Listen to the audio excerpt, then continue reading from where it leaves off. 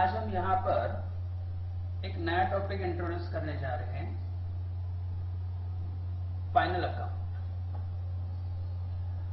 तो यहाँ पर फाइनल अकाउंट जो है, इसमें फाइनेंशियल स्टेटमेंट्स आपको प्रिपेयर करने होते हैं।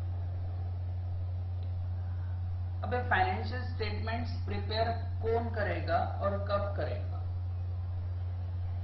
तो financial statements every business, every organisation करती है।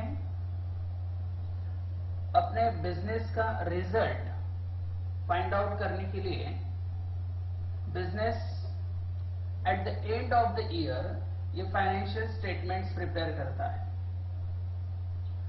अब ये फाइनेंशियल स्टेटमेंट्स प्रिपेयर करने के लिए हमें जो डेटा रिक्वायर्ड होता है, तो आप साल भर अपने बिजनेस के ट्रांजैक्शंस का अलग अलग बुक्स में रिकॉर्डिंग करते हो। Eight the end of the year उन सारे रिकॉर्डिंग्स का एक बैलेंस निकाल के जो ट्रायल बैलेंस आप प्रिपेयर करते हो, यहां से आप फाइनेंशियल स्टेटमेंट्स प्रिपेयर करते हो। So at the end of the year जो भी आपको फाइनेंशियल स्टेटमेंट्स प्रिपेयर करने हैं, उसके लिए जो डेटा अवेलेबल होता है, उस साल भर का data eight the end of the year आप इस फाइनेंशियल स्टेटमेंट्स के लिए यूज करते हो। तो फाइनेंशियल स्टेटमेंट और रिकॉर्डिंग बुक्स ऑफ अकाउंट्स, इन दोनों के मीडिएटर जो आता है, इन दोनों के बीच में जो आता है ट्रायल बैलेंस। तो ये ट्रायल बैलेंस क्वेश्चन में आपको दिया रहेगा। 11th में आपने उसे प्रिपेयर किया है, कैसे प्रिपेयर करते हैं ये आपको पता हो गया है। अब आपको ये वापस प्रिपेयर करने की जरूरत नहीं है। तो इस ट्रायल बैलेंस से आप अपने बिजनेस का फाइनेंशियल स्टेटमेंट्स प्रिपेयर कर सकते हो। क्लियर? तो फाइनेंशियल स्टेटमेंट्स से eight the end of the year 31 मार्च, हमारा जो फाइनेंशियल ईयर है 1 अप्रैल टू 31 मार्च, तो eight the end of the year 31 मार्च ये फाइनेंशियल स्टेटमेंट्स प्रिपेयर किए जाएंगे। सारे बिजनेस फाइनेंशियल स्टेटमेंट्स प्रिपेयर करेंगे, छोटा हो बड़ा हो, मैन्युफैक्चरिंग हो, ट्रेडिंग कंसर्न हो या नॉन ट्रेडिंग कंसर्न हो, एनी। तो फाइनेंशियल स्टेटमेंट्स ये अपने बिजनेस का रिजल्ट फाइंड आउट करने के लिए प्रिपेयर किया जाएगा। तो फाइनेंशियल स्टेटमेंट में आपको 2 स्टेटमेंट्स प्रिपेयर करने हैं। एक होता है income statement and second position statement. Financial statements में 2 स्टेटमेंट्स आते हैं, एक होता है income statement and second thing position statement. ठीक? तो ये eight the end of the year ये सारे स्टेटमेंट्स प्रिपेयर होने वाले हैं। तो ये कौन सा बिजनेस कौन से स्टेटमेंट्स बनाएगा, यह थोड़ा एक्सप्लेन कर लेते हैं। अब फाइनेंशियल स्टेटमेंट्स अगर मैन्युफैक्चरिंग कंसर्न है, तो मैन्युफैक्चरिंग कंसर्न में 4 पार्ट्स होते हैं। तो यहां पे 3 अकाउंट अलग अलग प्रिपेयर किए जाएंगे और एक स्टेटमेंट। ठीक? देखते हैं क्या है। अगर कोई मैन्युफैक्चरिंग कंसर्न है जहां पे प्रोडक्शन होता है, तो मैन्युफैक्चरिंग कंसर्न में सबसे पहले प्रिपेयर किया जाता है manufacturing account, second trading account, third profit and loss account. ये 3 अकाउंट्स हो गए और आखिरी में आता है बैलेंस शीट। तो ये तीनों अकाउंट नॉमिनल अकाउंट्स हो गए। ठीक? और बैलेंस शीट में तो आपको पता है कि क्या रिकॉर्ड होता है, एसेट्स एंड लायबिलिटीज। ठीक? तो यहां पर ये मैन्युफैक्चरिंग कंसर्न के बारे में अगर है, तो हमें 4 पार्ट्स प्रिपेयर करने होते हैं, manufacturing account, trading account, profit and loss account and balance sheet. Second part trading concern. अगर कोई ट्रेडिंग कंसर्न है, मतलब जहां पे buying and selling sale and purchase, बस यही दो एक्टिविटीज होती है। तो वहां पर मैन्युफैक्चरिंग की जरूरत नहीं है, क्योंकि यहाँ पे प्रोडक्शन थोड़ी हो रहा है, यहाँ तो आप ट्रेड कर रहे हो, मतलब बिजनेस कर रहे हो, सेल करेंगे और उस गुड्स को सेल करने के लिए आप परचेज भी करेंगे कहीं से। सो बाइंग एंड सेलिंग दोनों एक्टिविटीज यहाँ पर होने वाली है। तो यहाँ पर सबसे पहले आता है ट्रेडिंग अकाउंट, सेकंड आता है profit and loss account, and third part again balance sheet. ये बैलेंस शीट कॉमन होने वाला है एवरी कंसर्न, ठीक। तो अगर ट्रेडिंग कंसर्न है तो trading account and profit and loss account, ये दो ही अकाउंट्स प्रिपेयर किए जाएंगे। और आखिरी में आता है बैलेंस शीट। बैलेंस शीट ये अकाउंट नहीं होता, याद रखिए, बैलेंस शीट ये स्टेटमेंट होता है। And last part non trading concern. अगर कोई नॉन ट्रेडिंग मतलब जहां पे ना मैन्युफैक्चरिंग हो रहा है, ना बाइंग एंड सेलिंग एक्टिविटीज हो रही है, तो उसे बोला जाता है नॉन ट्रेडिंग कंसर्न। तो जैसे जहां पे सर्विस प्रोवाइड की जाती है, जैसे रिलायबल अकाउंटेंसी, यहाँ पे कुछ सेल या परचेस हो रहा है क्या? नहीं। तो यहाँ पे सर्विस दी जा रही है। डॉक्टर सर्विस देता है, एडवोकेट सर्विस देता है, कोई लाइब्रेरी है सर्विस देते हैं। आप वहां पे बुक्स परचेस करने नहीं जाते हो, वहां पे आप रीडिंग करने के लिए जाते हो, ठीक। अगर कोई बुक सेलर है तो ट्रेडिंग कंसर्न हो गया। बट अगर कोई लाइब्रेरी है जहां पे आप रीड करने के लिए जाते हो अलग अलग बुक्स, तो वहां पर उसे बोला जाएगा नॉन ट्रेडिंग कंसर्न, ठीक। तो every education part non trading concern. जहां पे भी सर्विस प्रोवाइड की जाती है तो उसे बोला जाता है नॉन ट्रेडिंग कंसर्न, ठीक। तो यहाँ पे नॉन ट्रेडिंग कंसर्न अगर है तो दो पार्ट्स होंगे, एक इनकम एंड एक्सपेंडिचर अकाउंट, ठीक है। पहले दोनों में मैन्युफैक्चरिंग और ट्रेडिंग में प्रॉफिट एंड लॉस अकाउंट हमने लिखा था, क्योंकि उनका मेन मोटिव क्या होता है? अर्निंग द प्रॉफिट, ठीक। तो नॉन ट्रेडिंग मतलब नॉट फॉर प्रॉफिट कंसर्न, तो इनका मोटिव प्रॉफिट अर्निंग का नहीं होता है, इसके लिए यहाँ पे profit and loss account prepare नहीं किया जाएगा। तो यहाँ पे प्रिपेयर किया जाता है income and expenditure account. And second balance sheet as usual, जो हम पहले दोनों में भी प्रिपेयर कर चुके हैं। तो बैलेंस शीट कॉमन पार्ट होगा, मैन्युफैक्चरिंग हो, ट्रेडिंग हो या नॉन ट्रेडिंग कंसर्न हो। तो ये फाइनेंशियल स्टेटमेंट्स अलग अलग प्रिपेयर किए जाएंगे, मैन्युफैक्चरिंग के लिए, ट्रेडिंग के लिए या फिर नॉन ट्रेडिंग के लिए। लास्ट ईयर हमने फाइनल अकाउंट किया था सोल प्रोप्राइटरशिप का, मतलब सिंगल ओनर वहां पर था। बट यहाँ पे हमें पार्टनरशिप फर्म का करना है। तो पार्टनरशिप फर्म एक तो ट्रेडिंग एक्टिविटीज कर सकती है या फिर मैन्युफैक्चरिंग। तो पार्टनरशिप फर्म के लिए मैन्युफैक्चरिंग अगर बिजनेस हम कर रहे हैं तो मैन्युफैक्चरिंग अकाउंट प्रिपेयर करना कंपलसरी नहीं है।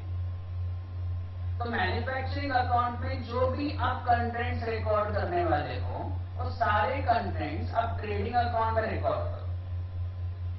जैसे वर्कर्स को आप वेजेस देते हो, वर्कर्स कहाँ पर होते हैं? फैक्ट्री में। तो फैक्ट्री का खर्चा तो मैन्युफैक्चरिंग अकाउंट में जाना चाहिए, बट हम उसे मैन्युफैक्चरिंग में नहीं लिखते हुए कहाँ पे लिखेंगे? Trading account. तो हमारे लिए मैन्युफैक्चरिंग अकाउंट इंपॉर्टेंट नहीं है, तो आप उसे फिलहाल याद मत रखिए। तो मैन्युफैक्चरिंग नहीं है तो just trading, profit and loss and balance sheet, ये सब हमें देखना है। इनकम स्टेटमेंट, इसमें पहला पार्ट हम एक्सप्लेन करते हैं ट्रेडिंग अकाउंट। ट्रेडिंग अकाउंट मतलब जहां पे ट्रेडिंग एक्टिविटीज हो रही है या फिर मैन्युफैक्चरिंग एक्टिविटीज हो रही है, उन सारे एक्सपेंसेस को या इनकम को ट्रेडिंग अकाउंट में रिकॉर्ड किया जाएगा।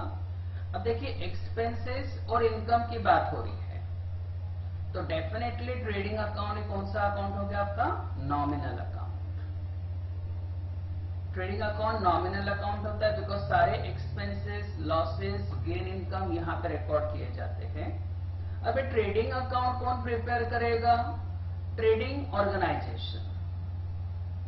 जो ट्रेडिंग ऑर्गेनाइजेशन है ये अपने बिजनेस का ग्रॉस प्रॉफिट या ग्रॉस लॉस जो ड्यूरिंग द ईयर होने वाला है, इसे फाइंड आउट करने के लिए ट्रेडिंग अकाउंट ओपन करती है। इस ट्रेडिंग अकाउंट में दो sides, debit and credit. Account है मतलब left side debit, right side credit. ये हम 11 से देखते आ रहे हैं, एवरी ईयर रहेगा। तो ट्रेडिंग अकाउंट की डेबिट साइड में बिजनेस के सारे डायरेक्ट एक्सपेंसेस है, याद रखिए, ये डेबिट साइड में रिकॉर्ड किए जाते हैं। और जो भी डायरेक्ट इनकम होगी ये ट्रेडिंग अकाउंट की क्रेडिट साइड में रिकॉर्ड की जाती है।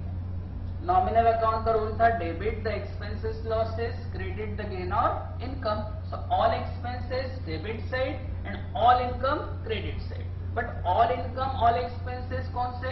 जो डायरेक्ट नेचर के हैं। So direct expenses and direct income, ये दो पार्ट्स आप ट्रेडिंग अकाउंट में रिकॉर्ड करने वाले हो। ये सब रिकॉर्ड करने के बाद अगर ट्रेडिंग अकाउंट का क्रेडिट साइड, क्रेडिट मतलब इनकम साइड, आपका डेबिट के कंपैरेटिवली ज्यादा है, तो अगर क्रेडिट साइड ज्यादा है तो डेफिनेटली यहाँ पे प्रॉफिट अर्न होगा। उस प्रॉफिट को बोला जाता है ग्रॉस प्रॉफिट। या कभी ऐसा भी होगा कि आपका ट्रेडिंग अकाउंट का डेबिट साइड ज्यादा है, तो डेबिट साइड ज्यादा है मतलब एक्सपेंसेस लॉसेस ज्यादा है, तो वहां पे आप फाइंड आउट करने वाले हो ग्रॉस लॉस। तो ग्रॉस प्रॉफिट हो या ग्रॉस लॉस हो, ये दोनों आप ट्रांसफर कर देते हो प्रॉफिट एंड लॉस अकाउंट में, तो ट्रेडिंग अकाउंट आपका क्लोज हो जाएगा। तो ट्रेडिंग अकाउंट में आप बैलेंस फाइंड आउट करोगे, ये बैलेंस एक तो डेबिट में आएगा या फिर क्रेडिट में आएगा। कोई भी साइड में हो आप उसे ट्रांसफर कहां पे करने वाले हो? Profit and loss account. Trading account में क्या रिकॉर्ड होगा वापस से एक बार देख लेते हैं। ट्रेडिंग अकाउंट में दो पार्ट्स आपको रिकॉर्ड करने हैं। एक रिलेटेड टू गुड्स आइटम्स। आप ट्रेडिंग एक्टिविटीज करने वाले हो मतलब आप purchase and sale, goods purchase and goods sale, ये दो बातें आप करने वाले हो।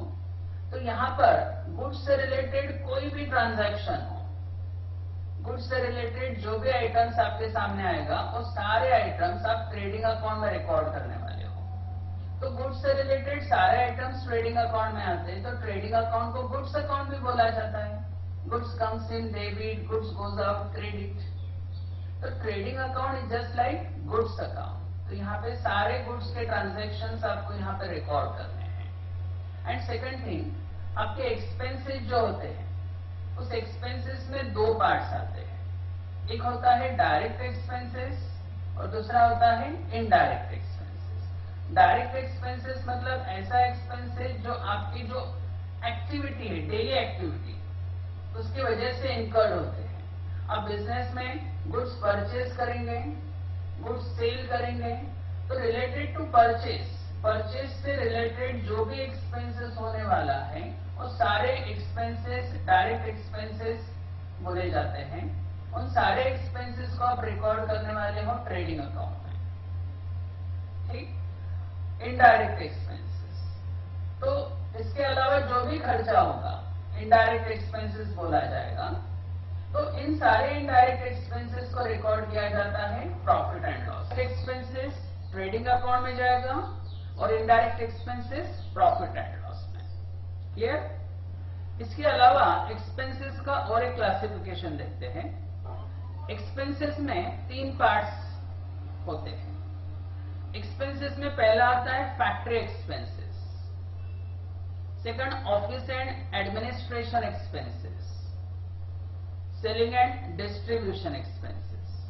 फैक्ट्री एक्सपेंसेस मतलब ये मैन्युफैक्चरिंग अकाउंट में जाना चाहिए, बट पार्टनरशिप फर्म में मैन्युफैक्चरिंग अकाउंट प्रिपेयर करने की जरूरत नहीं है। अगर कोई पार्टनरशिप फर्म मैन्युफैक्चरिंग एक्टिविटीज कर रही है तो मैन्युफैक्चरिंग से रिलेटेड मतलब फैक्ट्री से रिलेटेड सारे एक्सपेंसेस ट्रेडिंग अकाउंट में रिकॉर्ड करेंगे। तो फैक्ट्री से रिलेटेड सारे एक्सपेंसेस ट्रेडिंग अकाउंट में जाएंगे। Office and administration expenses and selling and distribution expenses, ये दोनों रिकॉर्ड किए जाएंगे प्रॉफिट एंड लॉस में। Factory expenses trading account, office and administration expenses या सेलिंग एंड डिस्ट्रीब्यूशन एक्सपेंसेस, ये दोनों आपको रिकॉर्ड कहां पे करने हैं? प्रॉफिट एंड लॉस में। तो ये एक्सपेंसेस के बारे में थोड़ा याद रखिए इस तरह से। गुड्स से रिलेटेड आइटम्स और एक्सपेंसेस, जो डायरेक्ट एक्सपेंसेस या फिर फैक्ट्री एक्सपेंसेस आप यहाँ पे रिकॉर्ड करने वाले हो, इन सबको रिकॉर्ड करने के बाद ट्रेडिंग अकाउंट का जो रिजल्ट मिलेगा, एक तो ग्रॉस प्रॉफिट होगा या फिर ग्रॉस लॉस बोला जाता है। और एक ग्रॉस प्रॉफिट ग्रॉस लॉस आपको कहां पे ट्रांसफर करना है?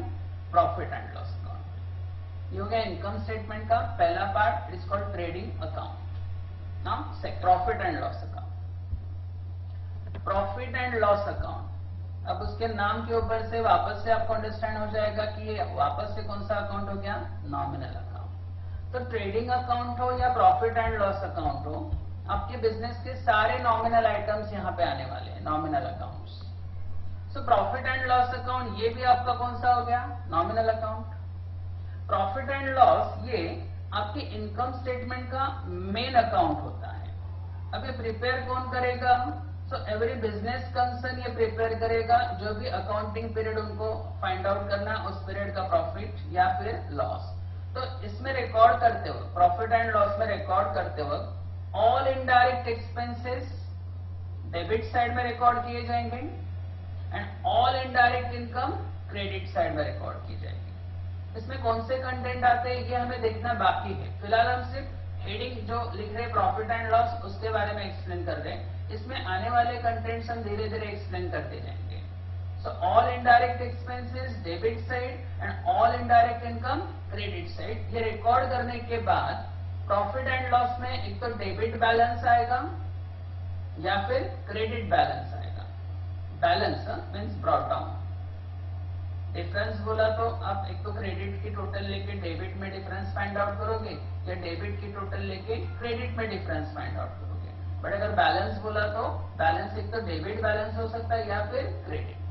तो प्रॉफिट एंड लॉस की अगर क्रेडिट साइड की टोटल ज्यादा है तो डेफिनेटली डेबिट साइड में डिफरेंस आएगा, it is called net profit. और प्रॉफिट एंड लॉस की डेबिट साइड की अगर टोटल ज्यादा है तो क्रेडिट साइड में डिफरेंस आएगा, तो उसे बोला जाएगा नेट लॉस। तो ये नेट प्रॉफिट नेट लॉस आपको ट्रांसफर करना रहेगा कैपिटल अकाउंट में। प्रॉफिट है तो कैपिटल अकाउंट में क्रेडिट जाएगा, लॉस है तो कैपिटल अकाउंट में डेबिट जाएगा। क्रेडिट मतलब कैपिटल में ऐड होगा और डेबिट मतलब कैपिटल में लेस होगा। तो प्रॉफिट एंड लॉस में आपको सारे एक्सपेंसेस जो इनडायरेक्ट नेचर के हैं, ऑफिस एंड एडमिनिस्ट्रेशन एक्सपेंसेस या फिर office and administrative expenses, selling and distribution expenses, ये सारे इनडायरेक्ट एक्सपेंसेस आपको रिकॉर्ड करने के बाद नेट प्रॉफिट अवेलेबल होगा या फिर नेट लॉस, जो आपको कैपिटल अकाउंट में ट्रांसफर करना रहेगा। प्रॉफिट होगा तो कैपिटल में ऐड होगा, लॉस होगा तो कैपिटल में लेस होगा। पोजीशन स्टेटमेंट, पोजीशन स्टेटमेंट में बैलेंस शीट आएगा, एक ही पार्ट यहां पर है। तो बैलेंस शीट ये एक स्टेटमेंट है जो बिजनेस का फाइनेंशियल पोजीशन शो करता है एक पर्टिकुलर डे में। ठीक, तो बैलेंस शीट में आपको ऑल लायबिलिटीज रिकॉर्ड करनी है। लायबिलिटीज मतलब बिजनेस की सारे पेमेंट्स जो अभी पेड नहीं हुए हैं, पेएबल हैं। और दूसरा पार्ट आता है एसेट्स। तो एसेट्स ये राइट साइड में रिकॉर्ड होगी और लायबिलिटीज है लेफ्ट साइड में। याद रखिए यहाँ पे डेबिट क्रेडिट नहीं होता है, यहाँ पे आप एसेट्स एंड लायबिलिटीज ऐसे पार्ट्स बोल सकते हो। बैलेंस शीट ये अकाउंट नहीं है, तो बैलेंस शीट ये क्या है? स्टेटमेंट है जो बिजनेस का फाइनेंशियल पोजीशन शो करता है पर्टिकुलर गिवन डेट में, एसेट लायबिलिटीज फॉर्म में। तो बैलेंस शीट में आपके पास दो साइड्स रहेंगी, एक लेफ्ट साइड एंड एक राइट साइड। तो लेफ्ट साइड में आप बिजनेस की सारी लायबिलिटीज रिकॉर्ड करने वाले हो। ये लायबिलिटीज एक तो आपका लॉन्ग टर्म हो सकता है या फिर शॉर्ट टर्म लायबिलिटीज हो सकती है। और एसेट साइड राइट साइड में आएगी। इस एसेट्स में भी आपके पास कुछ एसेट्स ऐसी होंगी जो लॉन्ग टर्म या फिर कुछ एसेट्स शॉर्ट टर्म नेचर की होने वाली है। अब ये लॉन्ग टर्म शॉर्ट टर्म क्या है ये धीरे धीरे हम एक एक पार्ट एक्सप्लेन करेंगे, तो आपको अंडरस्टैंड इजिली हो जाएगा कि बैलेंस शीट में कौन से कंटेंट्स आपको रिकॉर्ड करने हैं। तो ये आपका हो गया फाइनेंशियल स्टेटमेंट का पूरा फॉर्मेट, जिसमें आपको income statement and second position statement prepare करना है। अब कौन कौन से इनकम स्टेटमेंट्स थे, अलग अलग बिजनेस के हिसाब से अलग अलग अकाउंट्स हमने देख लिए, manufacturing, trading and non trading organisation का।